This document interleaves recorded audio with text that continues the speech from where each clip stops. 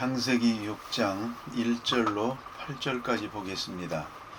창세기 6장 1절로 8절 찾으시는 대로 한 목소리로 봉독합니다. 사람이 땅 위에 번성하기 시작할 때에 그들에게서 딸들이 나니 하나님의 아들들이 사람의 딸들의 아름다움을 보고 자기들이 좋아하는 모든 여자를 아내로 삼는지라. 여호와께서 이르시되 나의 영이 영원히 사람과 함께하지 아니하리니 이는 그들이 육신이 됨이라. 그러나 그들의 날은 120년이 되리라 하시니라. 당시의 땅에는 네피림이 있었고 그 후에도 하나님의 아들들이 사람의 딸들에게로 들어와 자식을 낳았으니 그들은 용사라 고대의 명성이 있는 사람들이었더라. 여호와께서 사람의 죄악이 세상에 가득함과 그의 마음으로 생각하는 모든 계획이 항상 악할 뿐임을 보시고 땅 위에 사람 지으셨음을 한탄하사 마음에 근심하시고 이르시되 내가 창조한 사람을 내가 지면에서 쓸어버리되 사람으로부터 가축과 기는 것과 공중의 새까지 그리하리니 이는 내가 그것들을 지었음을 한탄함이니라 하시니라. 그러나 노아는 하나님께 은혜를 입었더라. 아멘. 오늘 본문 가운데 주신 말씀 너무나 유명한 노아의 홍수 사건입니다. 지질학적으로나 자연과학적 차원에서도 노아의 홍수라는 것은 대단히 중요한 의미가 있다고 합니다. 진화론과 창조론의 큰 차이가 바로 여기에 있습니다. 고고학자들이 땅에서 많은 화석을 발견합니다. 산 중에서도 물고기의 화석이 있는 것을 보게 됩니다. 그랜드 캐년 같은 데도 가보면, 그랜드 캐년은 사막이죠. 사막 한가운데 있는 절벽이지만 거기에도 물고기의 화석이 있습니다. 화석들을 수집해 놓은 것을 볼 수가 있습니다. 산속에도 있습니다. 심지어는 북극의 빙하 속에도 맘모스의 화석이 있습니다. 열대지방 물고기의 화석도 있습니다. 진화론자들은 수억 년 전부터 천천히 변해서 이렇게 됐다고 말하려고 하지만 그것은 철저하게 비과학적이라고 합니다. 이보다 중요한 것은 돌연적 변화가 있었다는 겁니다. 돌연적 변화. 물고기가 산 위에까지 올라간 것은 거기가 본래부터 바다였다는 얘기는 설명이 안 되는 겁니다. 이것은 천지가 개벽되는 큰 사건이 한 번 있었습니다.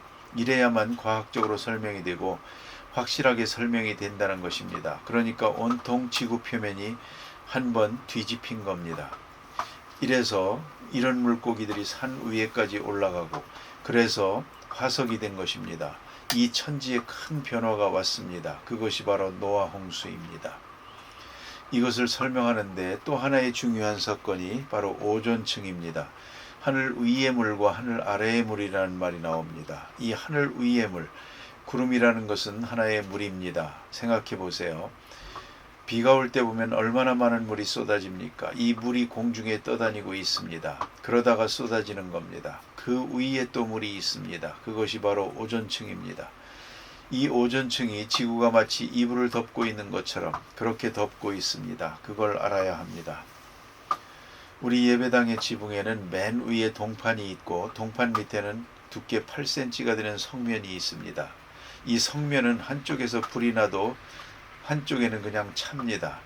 전혀 열이 전도되질 않습니다. 그러한 성면을 전체를 깔아 놓았습니다. 그러니까 위에서 태양이 내려쬐어도 밑에는 찹니다. 이걸 차단을 시킨 것입니다. 만일 이것을 차단하지 않으면 지금 이 시간에 우리가 쾌적한 분위기에서 예배를 드릴 수가 없습니다. 겨울에 아무리 불을 때도 안 되고 여름에 아무리 냉방장치를 해도 소용이 없습니다. 이래서 싹 덮었습니다. 벽도 보이지 않지만 10cm 성면을 댄 겁니다. 그래서 밖에 열이 들어오지 못하도록 또 열이 밖으로 빠져나가지 않도록 이렇게 세워놓은 것이죠. 한마디로 말하면 이불을 덮고 있는 것과 같습니다. 지구가 햇빛을 받으면 직선적으로 받으면 다 타버리고 맙니다. 이것을 타지 못하게 오존층으로 덮고 있는 것입니다. 그 다음에 또 구름으로 덮고 있고 많은 공기층으로 덮고 있습니다. 그리고 어느 때 볼 수 있는 거 하니 수평선을 볼 때 저녁이나 아침에 보면 해가 떠오를 때 태양이 크게 보이죠. 또 동그랗게 안 보이고 길쭉하게 보이죠. 그것은 지구 표면에 두꺼운 공기가 있다는 것을 의미합니다. 그것을 통해 들어오기 때문에 이렇게 보이는 것입니다. 이렇게 지구가 아주 쾌적한 조건으로 지켜지도록 그렇게 되어 있는데 노아 홍수로 말미암아 이것이 절반은 깨져나간 것입니다. 그래서 지금은 더운 지방도 있고 추운 지방도 있고 이렇게 되었다는 것이죠. 노아 홍수라는 것은 과학적으로나 천문학적으로나 혹은 지질학적으로도 엄청난 중요한 의미를 가지고 있습니다. 그러면 하나님께서 왜 이걸 다 쓸어버렸느냐 하는 겁니다. 하나님의 방법입니다. 사람은 세 단계로 설명이 됩니다. 사람에게 육체가 있습니다. 육체 위에 정신이 있고 정신 위에 영이 있습니다. 영은 하나님과 통하는 그러한 존재입니다. 그것은 하나님의 형상입니다. 그 하나님의 형상이 하나님과 대화하고 교제하고 있을 때 그의 영혼이 건강합니다. 영혼이 건강할 때 그의 지배를 받는 정신도 건강합니다. 다른 말로 하면 이성이 건강합니다. 이 건강한 이성의 지배를 받을 때 육체가 건강합니다. 그런데 이상한 것이 있습니다. 이러한 정신의 지배를 받지 않는 육체가 때로는 육체만으로도 건강합니다. 그래서 오늘도 가만히 보면 정신적으로 미달되거나 정신 박약아가 오히려 더 건강합니다. 걱정이 하나도 없이 육체만 크니까 그런 걸 볼 수가 있습니다.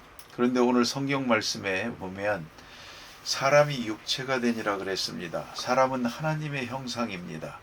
형상은 다 떠났고 죽어버렸고 그에 따라서 이성적 기능도 사라졌고 오직 고기 덩어리만 남았습니다. 그러고 나니까 이제 사악해집니다. 아주 포악하고 사악하고 그리고 또 아주 건장합니다. 이런 고기 덩어리 인간이 되어버렸습니다. 동물적 인간만 되어버렸습니다. 그런 거로 하나님께서 쓸어버리십니다. 그런데 왜 사람만 쓸어버리지 않고 대자연까지 저주를 받았는가? 그것은 창세기 2장에서부터 나옵니다. 아담이 범죄했을 때에 너로 인하여 땅이 저주를 받으리라 그랬습니다. 저주받은 사람이 사는 환경이 저주를 받고 저주받은 사람이 만지는 물건이 저주를 받고 저주받은 사람이 상대하는 모든 것이 함께 저주를 받습니다. 그런 거로 조금 넓게 생각해 보십시오. 하나님의 형상이 나를 지배하고 내 정신을 지배하고 정신이 다시 육체를 지배하고 육체가 자연을 지배합니다. 환경을 지배합니다. 거기에 미치고 있는 것입니다. 그런 거로 사람의 영혼이 타락될 때에 모든 것이 다 타락합니다. 다 잘못되고 본 궤도에서 떠나게 됩니다. 이것을 한 인격에서 쉽게 볼 수가 있습니다. 하나님을 모르는 사람 어리석어집니다. 똑똑한 것 같지만 세상의 바보입니다. 이렇게 멍청할 수가 없습니다. 또 그 멍청한 사람들이 하는 일이 사악합니다. 때로는 부자가 될 수도 있습니다. 때로는 힘이 있을 수도 있습니다. 그러나 그의 중심이 잘못됨으로 해서 질서를 떠납니다. 이건 정신병자입니다. 정신병자의 육체라는 것은 완전히 해로운 것입니다. 그런 거로 오늘 본문에 사람이 육체가 되었다. 그런 거로 쓸어버리겠다. 부분적으로 고치는 게 아니고 전체를 다 쓸어버리고 다시 시작해야 한다는 것입니다. 이것은 한 인격에다 응용할 때 대단히 중요한 의미가 있습니다. 무엇이 잘못됐습니다. 어느 정도 잘못됐을 때는 이리저리 고칠 수가 있습니다. 그러나 어느 한계가 넘었을 때는 쓸어버려야 됩니다. 지금 수원에 교회 아카데미라고 하는 건물이 있지요. 원래 수원 아카데미라는 건물이었는데 그 건물을 우리가 교역자 재훈련기관을 위해서 몇 년 전에 샀습니다. 처음엔 수리해 보려고 했습니다. 집은 멀쩡합니다. 속을 살펴봤는데 이거 다 수리하려면 차라리 짓는 것보다 돈이 훨씬 더 듭니다. 그리고도 쓸모가 없답니다. 그래서 헐어버리기로 그냥 볼 때는 멀쩡한 건물이지만 싹 헐어버리고 다시 지었습니다.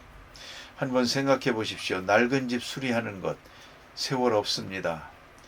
하나 고치면 또 하나 고장나고 그렇지 않습니까? 하나님도 수리하기가 안 되겠다고 생각한 겁니다. 싹 쓸어버리고 다시 시작한 겁니다. 이것을 깊이 생각해야 합니다. 그러자면 손해도 있고 아픔도 있고 고통도 있습니다. 그래도 그것이 사는 길입니다. 특별히 사람의 몸이 어느 부분이 상처가 났을 때, 썩어 들어가고 있을 때 아까운 팔도 잘라버립니다. 이렇게 해서 다시 시작하는 여기에 재창조의 역사가 있다는 말입니다. 어떻게 해서 이렇게 타락했느냐 하는 것을 오늘 본문에서 보게 됩니다. 사람이 땅 위에서 번성하게 될 때, 번성이라는 것은 축복입니다. 생육하고 번성하라 그랬습니다. 하나님의 축복입니다. 번성하게 하기 위해서 하나님께서 주신 것이 있습니다. 그것이 뭐냐면 남녀의 관계입니다. 남자가 여자를, 여자가 남자를 아름답게 보도록 그렇게 끌리도록 만들었습니다. 끌려서 서로 만나게 되고 번성하는 것입니다. 그 마음은 아름다운 것입니다. 남녀의 관계라고 하는 대단히 아름답고 거룩한 것이지만 이 욕망이 귀한 것인데도 불구하고 죄의 원인이 되어버립니다. 타락한 자의 정욕이라는 것은 그 자체가 문제가 되는 것입니다. 그래서 영혼이 병들고 보니까 하나님께서 주신 그 소중한 번식력, 이것도 타락하더라는 것입니다. 제주도 그렇습니다. 제주는 기가 막힌데 그러나 이 좋은 머리가 그 영혼이 건강할 때는 좋게 쓰여집니다. 그러나 영혼이 병들고 보면 그 제주도 지식도 나쁜 방향으로만 쓰여집니다. 돈 세탁하는 사람들 들어도 모르겠습니다마는 이쪽으로만 머리가 잘 도는 사람들 있습니다. 그런데 이것이 통하지 않습니다. 마지막에는 결국 큰 부끄러움으로 바뀌고 맙니다. 번성이라는 것은 하나님의 축복입니다. 이것이 둔갑을 해가지고 이제는 악의 근원이 됩니다. 그래서 하나님의 아들들이 사람의 딸들, 이게 무슨 말인고 하니 설명이 좀 필요합니다. 가인의 후손과 셋의 후손이 함께 번성해 가고 있습니다. 저주받은 가인의 후손은 사람의 딸들이요, 셋의 후손들, 에녹의 후손들은 하나님의 아들들입니다. 그래서 하나님의 아들들이 사람의 딸들과 만납니다. 하나님의 아들들은 하나님의 딸들과 만나야 됩니다. 여러분, 결혼이라는 것 참 중요합니다. 결혼할 때 맨 먼저 신앙부터 생각해야 합니다. 신앙 다음에 성품을 생각해야 합니다. 성품 다음에 그 사람의 가치관을 생각해야 합니다. 그 다음에 돈이 있든 지식이 있든 외모라고 하는 것은 맨 마지막에 생각해야 합니다.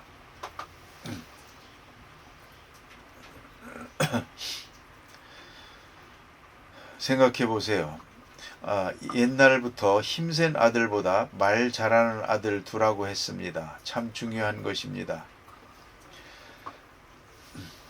우리가 얼굴이 정말 예쁜 여자도 있고 그렇습니다만은 입만 열면 영 제발 말 좀 안 했으면 좋겠습니다. 그런 사람이 있습니다. 입만 열면 더러운 말이 나오죠. 말에 덕이 없습니다. 그래서 그런 옛날에 어른들의 하신 말씀이 있었던 것이죠. 오늘 성경에 사람의 딸들의 아름다움만 보고 육체적 아름다움만 보고 이방 여자와 결혼을 하는 겁니다. 신앙과 관계없이 이런 신앙이나 성품을 고려하지 않고 외모의 아름다움만 끌려가지고 결혼했다가 후회하는 남녀가 얼마나 많습니까? 그렇죠.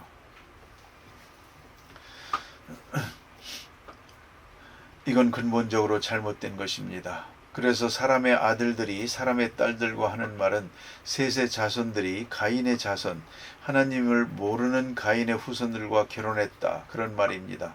그리고 거기서 점차 자기도 동화되어 버립니다. 그래서는 전부가 타락되게 되었습니다. 마침내는 이렇게 말합니다. 나의 신이 영원히 나와 함께하지 않으리니.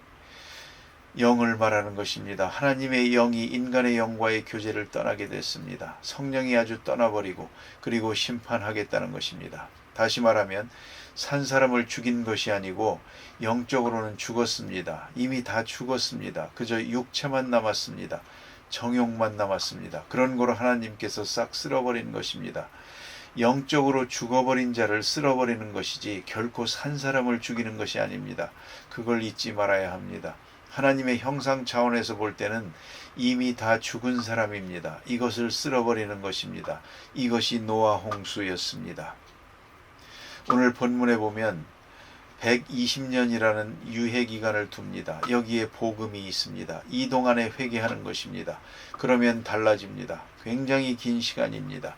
이 기간 동안 복음의 기간을 둡니다.